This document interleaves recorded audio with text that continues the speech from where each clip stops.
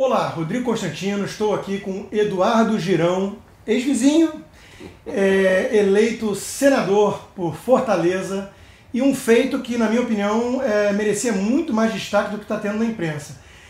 Ele aposentou e anunciou já o afastamento da vida pública ninguém menos do que Eunício Oliveira, o então presidente do Senado. Girão, é um prazer tê-lo aqui comigo para esse bate-papo e queria que você contasse um pouquinho como é que foi isso aí, porque foi uma diferença de mais ou menos 10, 11 mil votos ali, quer dizer, foi bem apertado e o favorito nas pesquisas e tudo mais era o Eunício, né, que foi um dos caciques que foi destronado nessa eleição aí tão marcante de renovação e tudo mais. Conta pra gente como é que foi essa batalha com recursos mais escassos do que o adversário, sem a mesma estrutura partidária. Você foi eleito pelo PROS. Conta um pouquinho pra gente como é que foi essa saga aí, esse desafio que você resolveu abraçar. Olha, Rodrigo, primeiramente eu quero dizer que é uma honra e uma alegria muito grande estar sendo entrevistado por você, que é uma pessoa que eu aprendi a admirar, né, pela sua visão de mundo, pela sua coragem de se posicionar.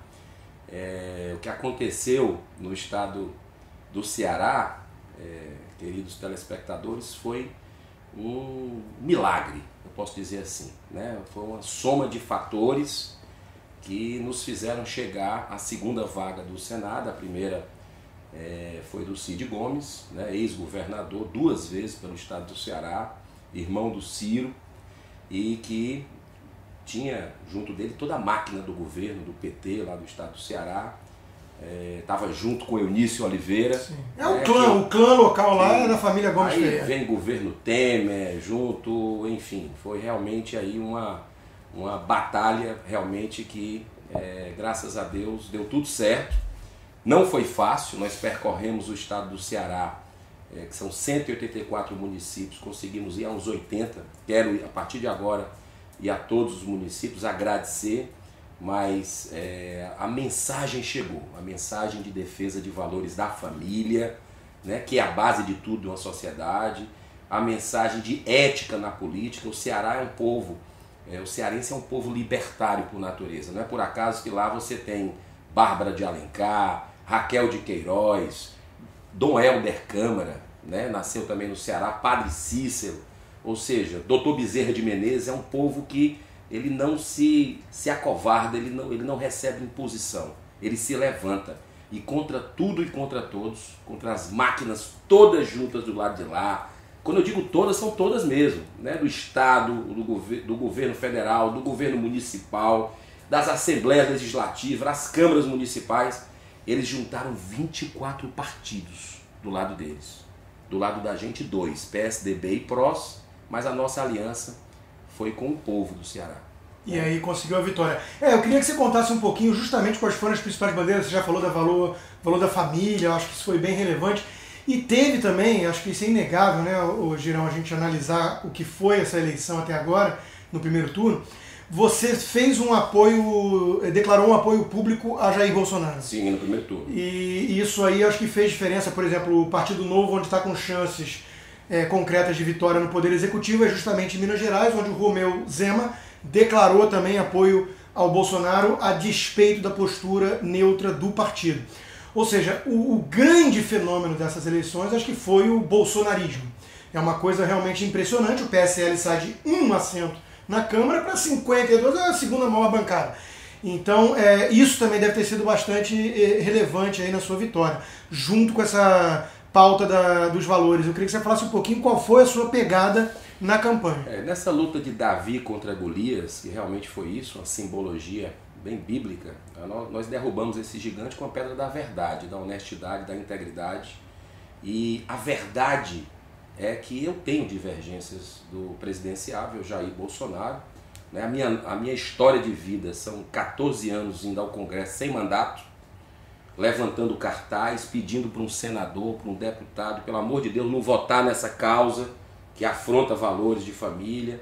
E um dos momentos que eu tive na minha vida foi conversar com o Jair, então deputado federal, sobre a questão do controle de armas de fogo, né? Ele tem uma postura mais liberal nesse aspecto. Eu sou a favor da posse da arma de fogo, para você ter em casa, no seu trabalho, para defender sua família, mas sou contra o porte, né? E quero, como senador eleito e, se Deus quiser, dia 1º de fevereiro, assumindo a cadeira, fazer esse contraponto, caso o presidente seja o Jair Bolsonaro. Como também a questão dos jogos de azar, né? Que eu estudei profundamente esse assunto, também sou contra a jogatina que vicia, que leva, que destrói família também, principalmente os aposentados, e eu acredito que junto traz prostituição, junto traz algumas degradações. Agora, eu tenho um alinhamento com o Jair, que foi aí que definiu, né? Não foi uma decisão fácil, não foi, mas dentro das opções que a gente tinha no primeiro turno, eu me posicionei, porque eu acho que a pior coisa de um político é ficar em cima do muro, né? Então, foi uma decisão difícil, mas que eu tomei, porque nós temos alinhamentos que para mim são fundamentais. Por exemplo, não sei se dá para pegar aqui, esse pezinho aqui é o símbolo internacional pró-vida. É o pezinho de um bebê de... É uma grande causa sua, né? A causa contra o aborto. Eu estou nessa causa há 15 anos, né? Participei de muitos seminários, muitas audiências públicas no Congresso Nacional, e eu tenho uma convicção de que a ciência está a favor da vida. Então esse pezinho aqui é de uma criança de 11 semanas de gestação. Não é apenas a vida dela que é destruída com o aborto. A saúde da mulher fica com sequelas para o resto da vida, de ordem mental, psicológica e até física, né? Então, o envolvimento com álcool e drogas, com depressão, com suicídio, as mulheres que fazem aborto têm maior propensão. Então, o presidenciável Jair Bolsonaro foi o único que se posicionou claramente contra esse tema, o único que teve essa coragem. Como também Jair Bolsonaro foi o único que teve a coragem de se posicionar contra a liberação, a legalização das drogas, né, que é uma estratégia comercial, né, de poderosos aí, que não interessa se vai destruir família, se vai aumentar a violência, se vai causar evasão escolar, e tudo isso causa, sim, que querem glamorizar a maconha na nossa sociedade para liberar, para tornar o Brasil o maior produtor e exportador de maconha do mundo. Jair Bolsonaro foi o único que se posicionou com uma certa coerência na trajetória, né? Porque a gente viu essa semana, por exemplo, o Fernando Haddad e a Manuela Dávila, que são defensores até no limite do regime comunista e ateus.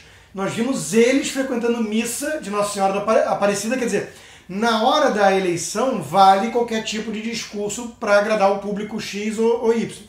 O caso do Bolsonaro nessas pautas que você está mencionando, Girão, ele realmente tem uma coerência na sua trajetória. Onde ele não tem necessariamente coerência, que aí é o grande ponto de interrogação, por exemplo, para o mercado financeiro, para os investidores e para muitos eleitores, é a questão da economia.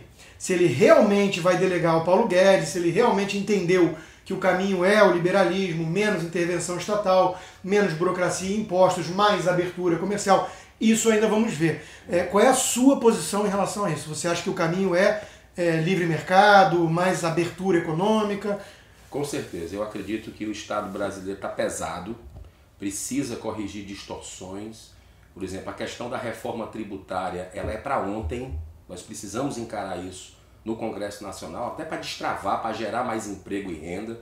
O nosso país ele não é rico, ele é riquíssimo, né? E a gente precisa tornar o Estado mais ágil, né? E, por exemplo, é um absurdo você ter no país, né, com a pegada empreendedora que tem o Brasil, com um povo extremamente trabalhador e criativo como empresário. Inclusive nós estamos perdendo muito aqui para os Estados Unidos. Sim. Muitas cabeças boas que eu espero que com esse trabalho que seja desenvolvido nessa nova legislatura, por um novo presidente, essas pessoas voltem para o Brasil, né, porque nós vamos precisar. Eu acredito que você ter 2 meses, Rodrigo, para você abrir uma empresa com burocracia, com papel, é um absurdo isso. Você tem que facilitar. Nos Estados Unidos, aqui, no Canadá e na Nova Zelândia, em no máximo 1 dia e meio, pela internet você resolve tudo e já pode contratar. Sim, sim. Né? Como, por exemplo, um trabalhador comum passa 5 meses por ano trabalhando somente para pagar imposto. Né? Isso é desestimulante. E para piorar, sem nenhum tipo de retorno, né? Porque aí a escola é horrível, o hospital público é horrível. A segurança nem se fala. Infraestrutura, quer dizer, é a fundo perdido. É a fundo perdido. Então, eu acredito que essa mentalidade nova, tenho estudado um pouco já os novos senadores, os novos deputados que estão chegando, e eu acredito que nós vamos ter dias melhores, eu tenho plena convicção de que nós vamos ter dias melhores para o país e que as pessoas possam ser felizes, as pessoas possam ter segurança. No meu estado está acontecendo uma situação de emergência. Sim, quase tão ruim quanto o Rio de Janeiro, o meu querido Rio de Janeiro. Exatamente, nossos estados estão num problema seríssimo e, só para você ter uma ideia, o estado do Ceará teve no ano passado, isso não é muito falado, e eu aproveito e agradeço a oportunidade para a gente falar para o Brasil, a situação de socorro que a gente vive lá. São 5.134 assassinatos no ano passado. Isso não são números, Rodrigo. São 5.134 famílias chorando agora, enquanto a gente está batendo esse papo aqui, a perda de um filho, de um primo, de um neto. Isso é irreparável. Sim, em São Paulo... Número de guerra, né? São números de guerra. Em São Paulo, só para você ter uma ideia de como o estado do Ceará está sem controle, em São Paulo, no mesmo período do ano passado, e olha que São Paulo são 5 vezes mais a população do estado do Ceará. Olha só, em São Paulo nós tivemos 3.000 assassinatos, ou seja, já é um número alto. Mas se você for por uma regra de 3 aí, pelos números do Ceará, 5.134, era para ter 25.000 em São Paulo. Então, nós vamos abrir, se Deus quiser, vou bater de gabinete em gabinete lá no Senado Federal e na Câmara dos Deputados, com o apoio do capitão Wagner também, que me convidou para entrar na política, é a minha primeira vez na política, e ele tem denunciado na Assembleia Legislativa, tentou abrir uma CPI no ano passado, não deixaram, os deputados não deixou, porque tem poderosos atrás, tem empresários e políticos atrás, mas nós vamos abrir uma CPI em Brasília do narcotráfico, e vamos levar para o Ceará para saber o que é que está acontecendo. Hoje, por exemplo, saiu uma notinha no Anselmo Góes no Globo dizendo que o PCC poderia ter alguma ligação com a tentativa de assassinato do Jair Bolsonaro. Quer dizer, essa questão do crime organizado no Brasil é muito grave. Eu queria até falar um pouquinho mais de segurança pública com você. Essa questão de comandarem de dentro dos presídios, parece inclusive a campanha do Fernando Haddad também, né?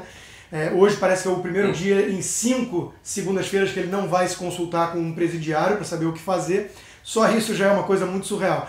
Mas antes de voltar para a segurança pública, eu queria falar um pouquinho disso aí que você disse de você estar pela primeira vez na política. Quer dizer, nós estamos vendo, você presidiu o Fortaleza, o time de futebol, você tem experiência como empresário na iniciativa privada, e nós estamos vendo dessa vez pessoas com esse perfil aceitando o desafio da coisa pública, o dever cívico de ir lá ajudar para mudar de dentro o sistema, né?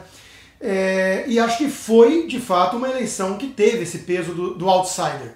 Acho que isso foi uma coisa que nós vimos nomes tradicionais, acabamos de falar do Eunício no Ceará, mas tivemos vários outros, Requião, tivemos inúmeros nomes, né, que estão na política há décadas sendo destronados e agora, inclusive, vão ter que responder a Lava Jato sem o foro privilegiado.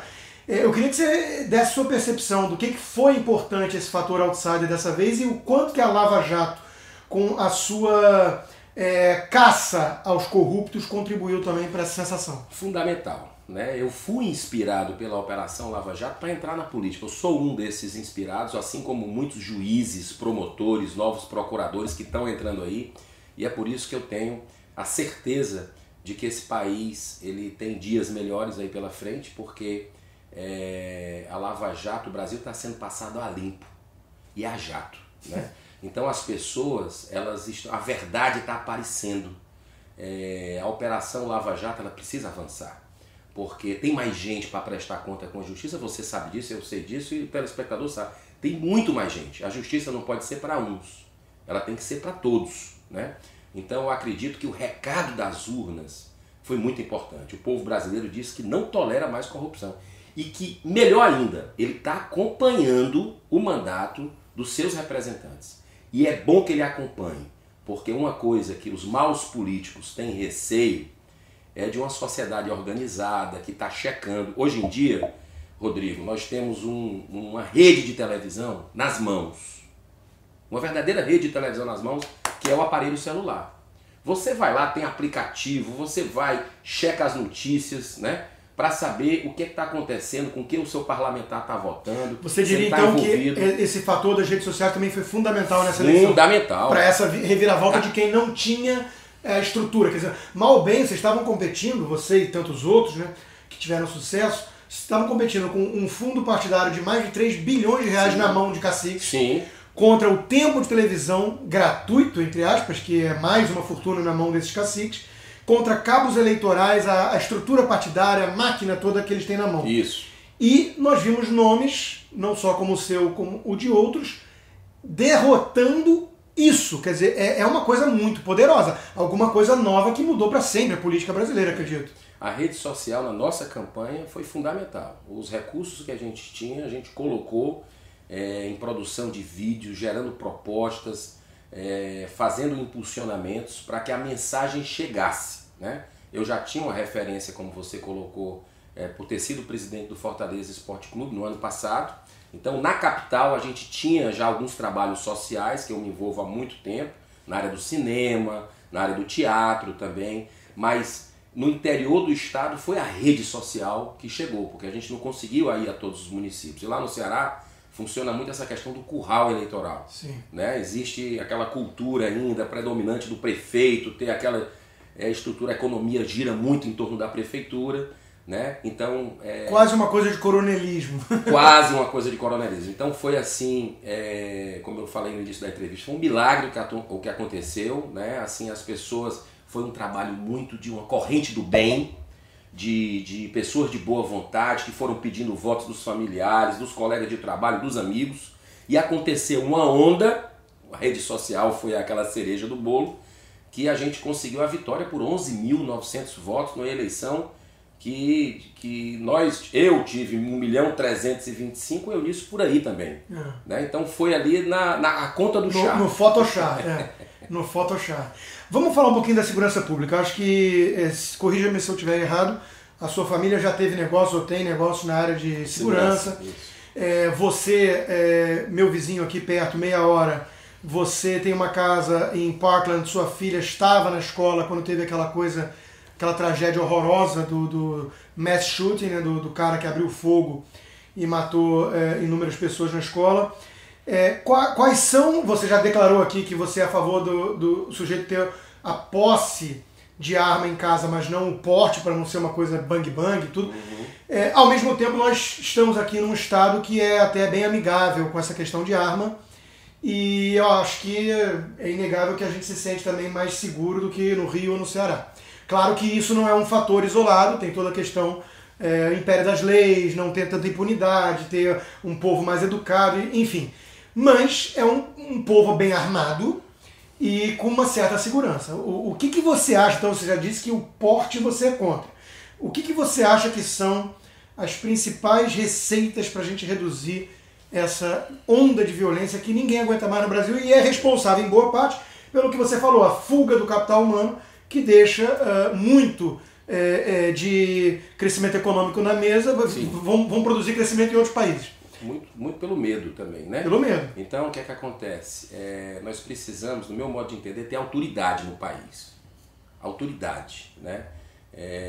O Brasil está vivendo essa crise, que eu acho que além da crise econômica, social, a maior crise que nós temos é a moral. Eu vejo a questão da polícia, ela precisa ser valorizada, ela precisa ser bem treinada, ela precisa ter armamento forte, o que tem de melhor, e ela precisa fazer um trabalho, no meu modo de entender, focar em políticas públicas de segurança, de buscas e apreensões, de blitz para tirar armas ilegais das ruas, que estão na mão do crime. Então, eu acredito que isso vai funcionar bem, né? Você andar armado, a população que não é vocacionada, ter arma de fogo para andar nas ruas, é você querer, no meu modo de entender, apagar incêndio jogando gasolina. Vou dar um exemplo simples, né? O Brasil ele vira um botequim ao céu aberto nos finais de semana, principalmente. As pessoas têm essa cultura da bebida e tudo, e o acesso fácil à arma de fogo, numa briga de bar, numa discussão de trânsito, a tolerância está cada vez menor, né? A falta de equilíbrio, de respeito, as pessoas estão partindo para a briga rapidamente. Você tem uma arma ali, empodera, entendeu? Sim. Briga de marido e mulher, claro de que casal. não quer dizer que o sujeito não possa pegar uma faca, como aquele outro lá que teve, que falava que foi por causa do Bolsonaro, na verdade parece que ele foi xingado, enfim. Mas nada impede que você use outros instrumentos. Nada mas impede. seria um fator de risco maior, na sua opinião? Seria um fator de risco maior. A arma de fogo ela foi concebida no século XV com o objetivo de matar, né? Então, assim, eu acredito que o cidadão ele não deve andar armado, ele deve ter em casa para proteger sua família, no seu local de trabalho, mas nas ruas eu acredito que, pela questão até da resposta, o que eu vi que aconteceu com a minha filha, nesse dia eu estava nos Estados Unidos, né? Foi algo assim surreal. O cara comprou a arma aqui, menino de 18 anos, foi lá e matou 17, deu um ataque e matou 17. Então, assim, a gente precisa ter muita serenidade nesse momento do país. Nós estamos vivendo uma eleição agora presidencial, Rodrigo, que eu acredito que é muito importante a gente estar sereno, a gente estar tranquilo, analisando com a razão, compreendendo o outro lado, procurando respeitar a opinião diversa. A gente sabe que é uma separação de joio do trigo agora, né? Tem todo um sistema corrupto, né, apodrecido, que hoje está, no meu modo de entender, do lado do PT. Ele simboliza isso. Tem pessoas boas dentro do PT, eu sei que tem, conheço, mas se existe um partido que simboliza, todos os partidos têm problemas e tem que prestar conta com a justiça. Mas se tem um partido que o Petrolão, que mostrou o Mensalão, que mostrou o Cuecão, lá do meu estado, certo? Que simboliza é o PT. Então, o que representa um novo paradigma, né, uma ruptura desse sistema, no meu modo de entender, é o Jair Bolsonaro, e é por isso que eu voto nele. Entendi. Porque, na verdade, assim, todo partido tem corrupto e tudo mais. Eu acho que o PT é o único que enaltece aqueles que já foram pela justiça condenados. Mas deixa eu te fazer uma última pergunta, o Eduardo Girão, para tudo que você vem descrevendo em termos das pautas que você usou na campanha, que você pretende levar para o Senado, em nome do povo do Ceará, e você mesmo já disse, o problema maior do Brasil não é nem a crise econômica, é a espiritual / moral, né? Eu poderia interpretar que você será um guerreiro contra esse marxismo cultural, essa guerra cultural que está em curso, cujo objetivo documentado, viu? Não é uma teoria conspiratória, isso vem desde Gramsci, desde a escola de Frankfurt, quer dizer, a extrema esquerda tem uma meta de esfarelar os pilares da civilização ocidental. Né? Atacar a família, o núcleo familiar, a vida, banalizando o aborto como se fosse um simples método contraceptivo. Essa coisa de degenerar os valores morais e levar hedonismo e baixaria para as escolas desde a mais tenra idade.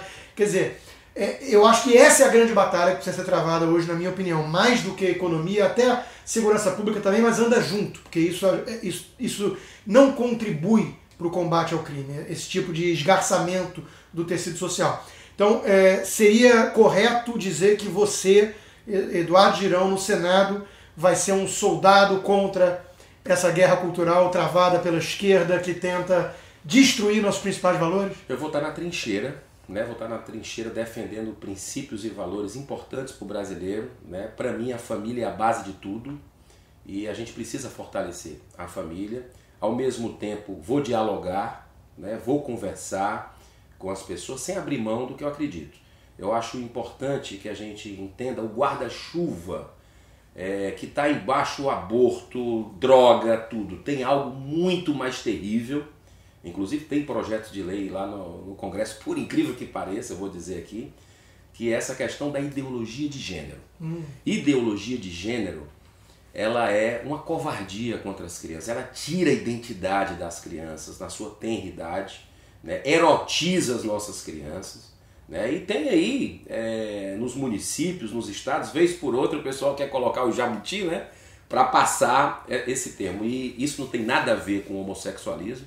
Né? Os nossos irmãos homossexuais, eles devem ser respeitados e acolhidos, né? A partir do momento que tem condição de optar, fazer a sua opção sexual, mas criança não. Não, e não criança, tem nada a ver com homossexualidade. Não tem nada a ver. A ideologia de gênero é negação da biologia, quer dizer, você nasce homem ou mulher, e a inclinação sexual é uma outra discussão. Então você ter projeto de lei hoje no Congresso Nacional do Brasil de que quer obrigar o SUS, que já está sobrecarregado, a fazer cirurgia de mudança de sexo de criança de 12 anos de idade, sem autorização dos pais... Barbaridade. É barbaridade isso. E esse tipo de coisa a gente não pode tolerar em nosso país. Tem que avançar, temos que aprovar a PEC da vida para garantir os direitos da criança ali já no seu nascituro, né?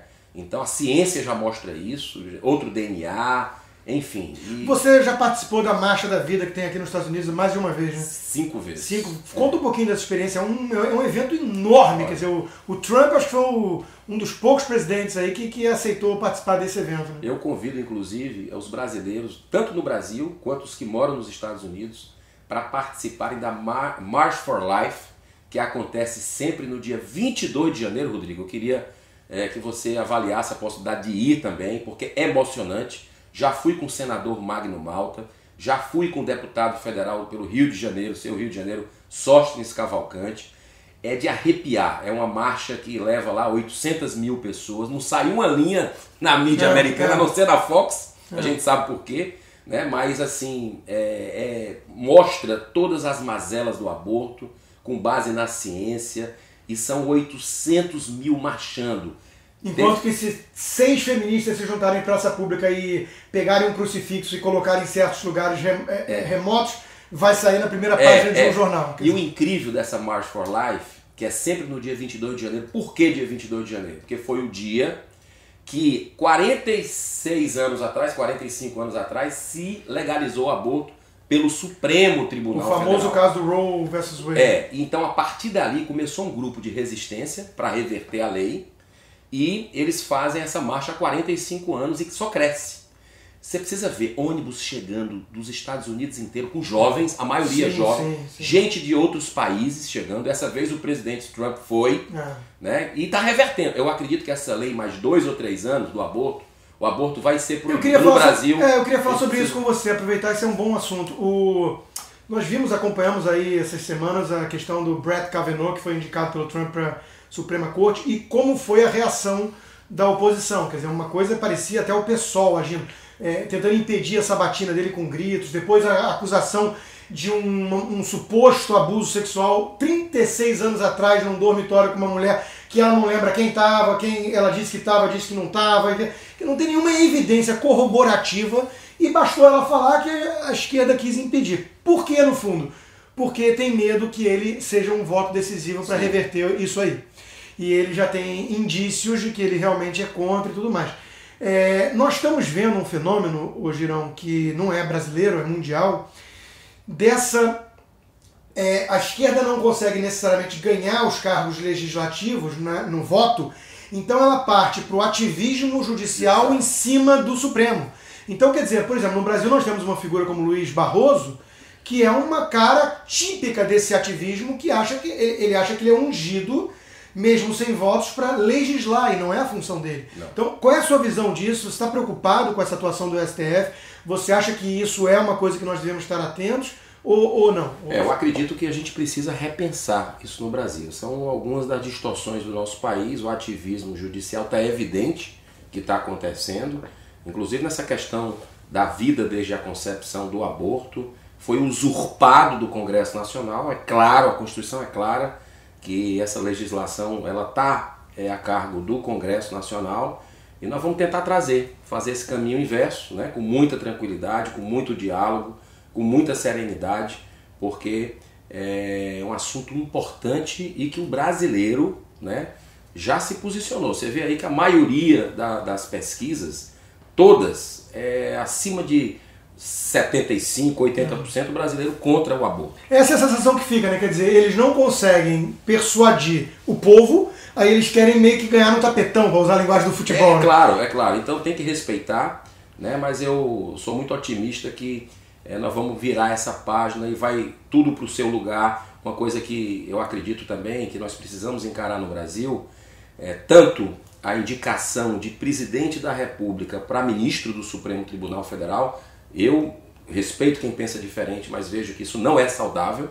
Né? Fica muito politizado. Vira uma casa política, né? Vira uma casa política, assim como também governador indicar para tribunal. Então, quer dizer, quem vai julgá-lo. Então, está equivocado. Eu acho que tem que ser independente. Um corpo técnico, alguma coisa independente, assim. Meritocracia do magistrado, né? Uma resolução entre eles. Eu acredito que o caminho é por aí. Tá. Agora, Girão, nós vimos o fenômeno do outsider, já falamos disso, e agora acabamos de falar, por exemplo, do apoio maciço do povo brasileiro para certas causas que não necessariamente há uma representação ou isso se torna lei porque tem essas artimanhas, digamos assim, mesmo quem não tem o apoio do povo. Qual é a importância que você dá para governar e para ter sido eleito desse engajamento da população brasileira? Quer dizer, há uma novidade no ar. A gente viu aí um povo que despertou, parece que acordou, começou lá com 2013, 2015 as manifestações, e é um povo que não parece mais disposto a engolir sapo calado. Ele quer ter um engajamento, uma voz ativa maior. Ele hoje é capaz de escalar os ministros do STF, mas talvez não consiga escalar a seleção do Brasil. É um povo que está realmente fazendo a sua parte? Eu vejo isso com muito bons olhos. Mas que a verdade, ela chegou, era chegada a hora. E a verdade a gente sabe que sempre triunfa.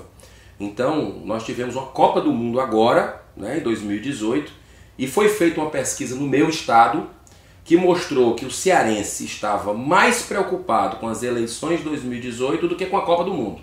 Isso é um ótimo sinal, né? Da cidadania aflorando. Tem uma frase que eu gosto muito, que é do estadista, de um grande estadista irlandês, chamado Edmund Burke. Isso aí eu sou fã. Aqui, tá na mão. Pois é, tá olha aí, Edmund Burke, olha aí. É. O Edmund Burke, ele tem uma frase que me inspirou muito, eu falei muito na campanha dessa frase, né?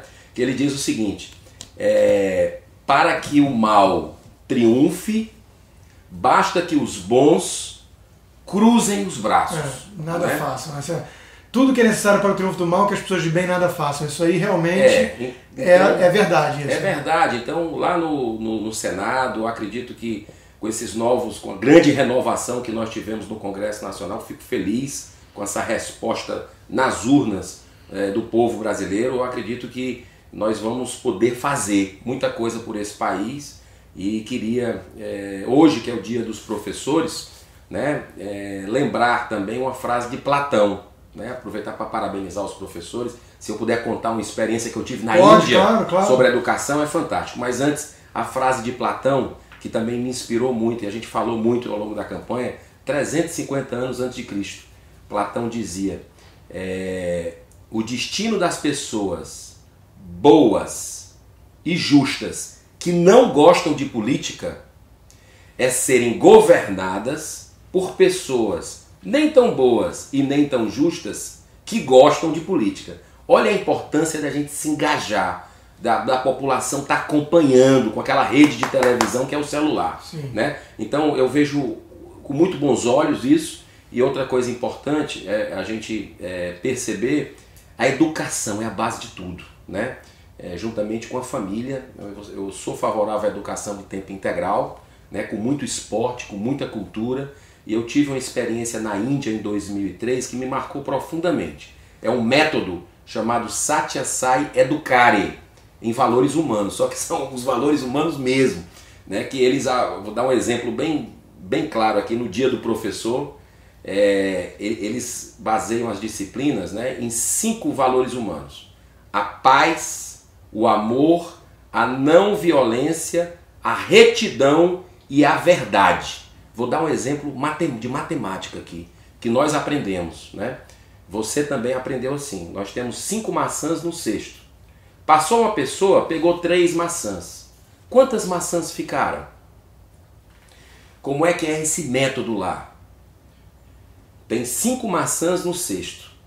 Passou uma criança com fome na rua, o dono das maçãs doou 3 maçãs para ela. Quantas maçãs ficaram? O resultado matemático é o mesmo. Sim, você já muda a narrativa, o valor que você está querendo transmitir, né? Solidariedade, fraternidade. E isso é uma preocupação minha, Girão, porque você falou, eu também aproveito para parabenizar os professores. Você falou antes que o policial precisa ser mais valorizado. Eu acho que é mais ou menos a mesma história aqui. O professor precisa ser mais valorizado. Mas, e aí vem um problema que justifica em boa parte também o fenômeno do bolsonarismo, que as pessoas estão saturadas de militantes, Sim. doutrinadores disfarçados de professores. Quando o cara, em vez de ensinar matemática, português ou então esses valores básicos da civilização, né, que é errado roubar, não sei o quê, o que o cara está fazendo em sala de aula? Lula livre. Uma lavagem cerebral. Quer dizer, isso é inaceitável. Com certeza. Isso é covardia, inclusive. Né? E não podemos aceitar esse tipo de coisa. Agora, você vê o exercício, e na Índia começou na Índia, já está em 180 países. Nós levamos para o Ceará, participação zero de governo, foi de amigos, empresários, empresas que doaram. São quase 200 crianças. Quando você for ao Ceará, eu queria levar. Você precisa ver a autoestima das crianças, né? E mais interessante, você estimula a cooperação. Elas cooperarem e não a concorrência pela concorrência. Isso é muito interessante. O respeito.